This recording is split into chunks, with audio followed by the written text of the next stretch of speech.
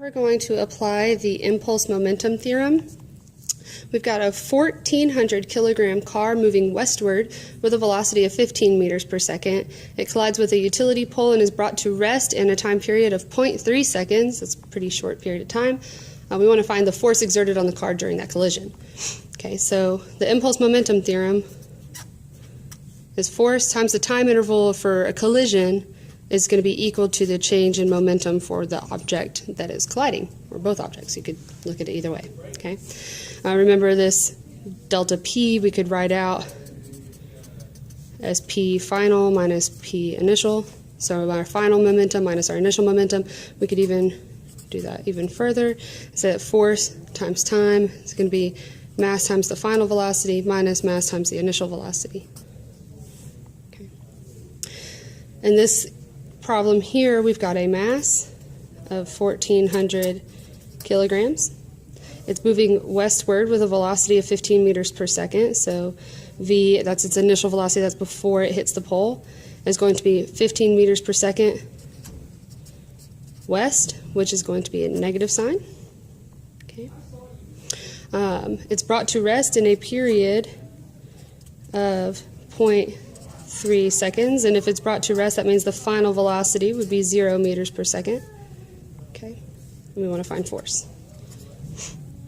Since I've already expanded the equation here, I'm going to go ahead and isolate force by dividing by the time interval.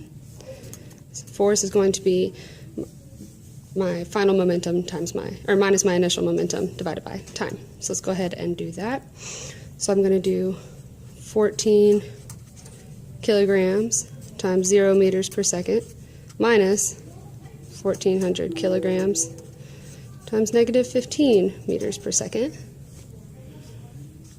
Okay, this goes to 0 divided by 0.3 seconds. So I've got force now is equal to whatever negative 1,400 times negative 15 is. So we got a negative times a negative, we're going to get a positive. But let's go ahead and so 21,000 this is kilogram meters per second. Okay. Divided by 0.3 seconds. Okay. Kilogram meters per second divided by second is going to give me a kilogram meters per second squared. And this right here is a Newton, which is the correct unit for force. Okay, so I'm going to take this 21,000 and divide it by 0.3. We've got 70,000 newtons of force. Now, this is a positive value. Okay, remember we have to keep that positive sign. That was my bad for not showing that. So again, we're going to have a positive value. Let's look at what this means. So our initial velocity was westward. Okay, our initial momentum was westward, and we are slowed down by hitting an object, and the object exerts a force onto the car. Okay, if the car is moving west, the object is going to exert a force to the east, so we should have a positive value for force.